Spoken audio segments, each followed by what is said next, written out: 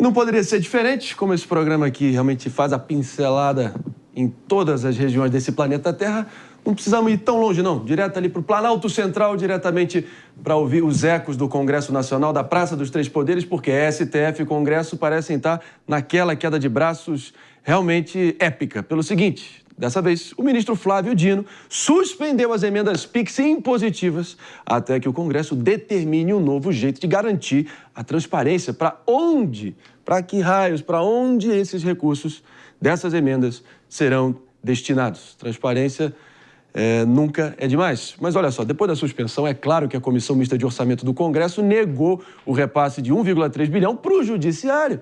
Então, direto de Brasília, o nosso querido Henrique Carmo, com sua precisão de sempre, vai trazer mais detalhes para a gente. Muito bom dia, Henrique. Traz aí as últimas notícias nesse sentido, uma baita queda de braço, é por aí? É isso, André Marinho. Bom dia a todos que nos acompanham no Morning. O que acontece é que os parlamentares tentaram enviar aí um recado para o Supremo Tribunal Federal após essa questão que você comentou, que o ministro Flávio Dino suspendeu as emendas impositivas, apresentadas pelos deputados para o Orçamento da União e também restringiu o pagamento das emendas PIX. Esse recado foi dado após suspender essa medida provisória que previa esse crédito, esse orçamento suplementar para o Poder Judiciário. Ontem foi rejeitado pela Comissão Mista de Orçamento essa medida provisória. Ela destinava 1,3 bilhão de reais para o Poder Judiciário. O problema é que uma medida provisória ela já começa a valer a partir do momento em que ela é publicada e só depois que ela é avaliada pelo Congresso Nacional. Por isso, parte desse recurso já foi utilizado pelo Poder Judiciário, uma parte pelo Supremo Tribunal Federal, também a maior parte pela Justiça Federal e pela Justiça do Trabalho. O deputado Orlando Silva, do PCdoB de São Paulo, ele criticou essa medida, essa rejeição dessa medida provisória, alegando que essa medida não vai trazer um efeito muito positivo na questão de mandar o recado do Legislativo para o Judiciário. Esse relatório, que foi pela rejeição da matéria, ainda precisa passar pelo plenário da Câmara dos Deputados. Se aprovado, essa medida provisória perde a validade, então esse recurso deixa de fazer parte do orçamento do Judiciário. O relatório foi apresentado pelo deputado Cabo Gilberto, do PL da Paraíba, que afirmou que não haviam princípios constitucionais de relevância e urgência necessários para a edição de uma medida provisória. A gente segue acompanhando, então, essa queda de braço entre Judiciário e Legislativo aqui em Brasília. Esse recado que foi dado pela Comissão Mista de Orçamento, pelo Congresso Nacional ontem, rejeitando o repasse desse recurso. Na prática, parte do recurso, porque boa parte desse dinheiro já foi utilizado pelo Judiciário. André Marinho. Meus amigos, obrigado demais aí. Henrique Carmo, não tá fácil para ninguém, mas bom trabalho por aí na nossa capital. Valeu, cara, obrigado. Não poderia ser diferente, quero muito ouvir vocês aí. Além dos salários milionários, das aposentadorias faraônicas, de todo o custo de manutenção do judiciário mais caro do mundo, léguas, anos-luz à frente do resto do planeta Terra, Mano Ferreira, a gente vê a gente fica refém, mais uma vez, para entender, afinal de contas, quem é que vai assumir as rédeas do orçamento público. Claro que as emendas PIX subiram em 6.000% em 2 anos, de Arthur Lira na presidência da Câmara, sim, mas, enfim, não tem mocinho nessa história. O que você acha? O Brasil tem uma dificuldade histórica de arbitrar a distribuição do orçamento. E, na prática, a gente não consegue fazer com que as despesas caibam na conta. E a gente gasta mais do que arrecada, gerando uma série de disfuncionalidades. Nessas decisões, os dois estão ao mesmo tempo certos e errados. Certos porque é um escândalo que a gente tem emendas sem transparência, é um escândalo que a gente tem a liberação de verba para o judiciário via medida provisória, porque não há nada que justifique a urgência que é típica de uma medida provisória para uma situação como essa. E, por outro lado, estão errados porque estão numa queda de braço que tem muito mais importância. Mano, vou só te interromper, uma breve interrupção, me perdoa, para anunciar que estamos de volta para você sintonizar aqui na Rede Jovem Pan de Rádio, no nosso Morning Show, sua dose matinal de informação e entretenimento, debate a todo vapor aqui sobre a mais recente queda de braço entre o Supremo Tribunal Federal e o Congresso Nacional, para ver quem é que vai mandar no orçamento público. Claro, entender todos os detalhes aqui, nosso querido Mano Ferreira, sempre preciso, com a palavra, voltando com o Mano. O erro nos dois casos é que a motivação acaba sendo saber quem manda mais.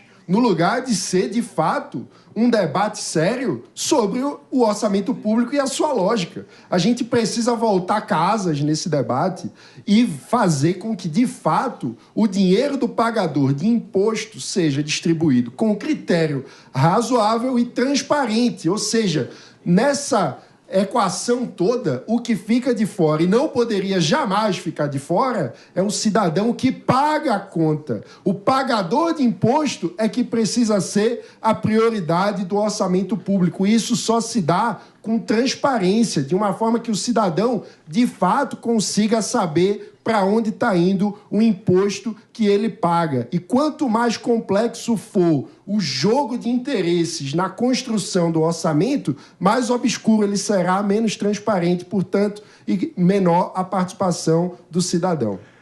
Agora, Mota, quero te ouvir também, a partir desse último movimento do ministro do Supremo, Flávio Dino.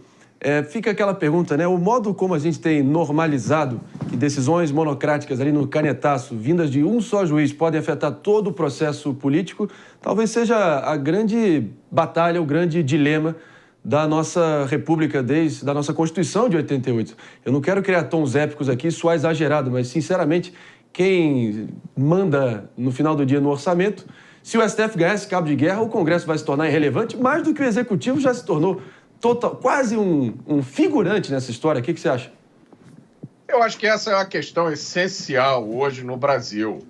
Não é porque uma coisa não está acontecendo como ela deveria que isso dá a um poder da República o direito de invadir a competência de outro poder. Imagine, Marinho, o seguinte, imagine que o Congresso Nacional, preocupado com a lentidão da justiça brasileira, resolva chamar os processos para serem julgados pelos deputados. O que você acha disso? Os deputados e os senadores agora vão julgar processos judiciais que estão parados na justiça há muito tempo. Não é uma boa causa fazer com que a justiça ande mais rápido?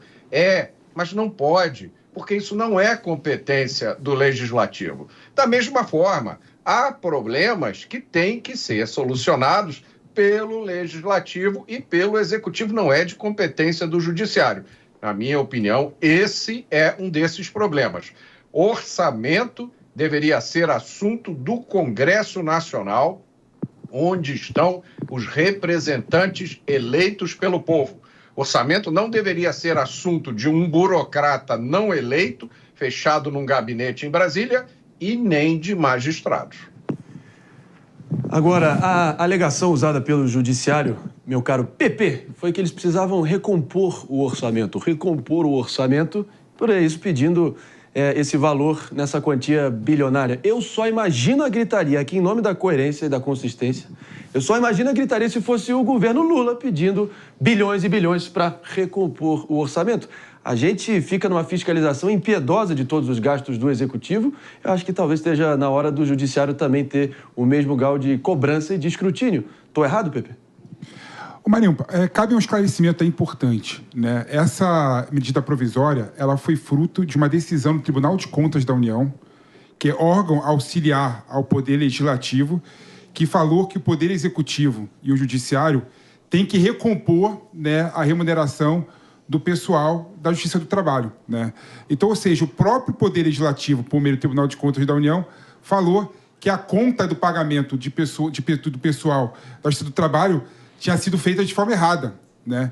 Então, não tem nada a ver com dar mais dinheiro para a Justiça, com problema de orçamento da Justiça, tem a ver com uma determinação do próprio Tribunal de Contas da União em relação a esse assunto. E é claro que na República, né, e mais do que na República, a nossa Constituição, no artigo 37, coloca lá como princípio a transparência. Então, a transparência, ela não é só necessária, ela é obrigatória. Então, a emenda PIX tem que ser transparente. A emenda PIX a gente tem que saber quem está pagando e para onde vai, não é? Agora, como eu falei aqui ontem, e não vou repetir de novo o que eu falei, né, a emenda PIX e as emendas parlamentares em geral é um instrumento adequado para o Legislativo, né, formular políticas públicas junto com o Poder Executivo. Isso não é ruim. Isso tem que ser aperfeiçoado, mas isso nem de longe é ruim. É péssimo. É péssimo nada, é péssimo nada. O ponto é o seguinte, É o autoritarismo, normal é que o legislativo participe da discussão de todo o orçamento. Não é à toa Você que nunca viu uma todos os peça anos- orçamentária, desculpa. Não é à toa que todos Você nunca os viu uma peça anos orçamentária, o mano? legislativo aprova a LDO, a Lei Sim. de Diretrizes Orçamentárias. A questão que a gente precisa colocar na mesa é que no Brasil a maioria dos gastos públicos são obrigatórios. E isso esvazia o poder de participação do legislativo de forma efetiva na destinação dos recursos públicos. A grande fatia do orçamento não é discutida por ninguém, porque é obrigatório pela Constituição. Aí que você se engana, cara. É obrigatório rubricas gerais. Educação, saúde. Agora, o que pode ser gasto em educação? E folha O que de pode ser pagamento gasto- e previdência. O que você pode ser gasto em educação e em saúde, isso é objeto de muitas discussões. Mas quando você pega Por exemplo- folha e previdência, você já tem a maior parte do orçamento público hoje, Pepe. Que é o mais engessado do planeta O mais- Terra.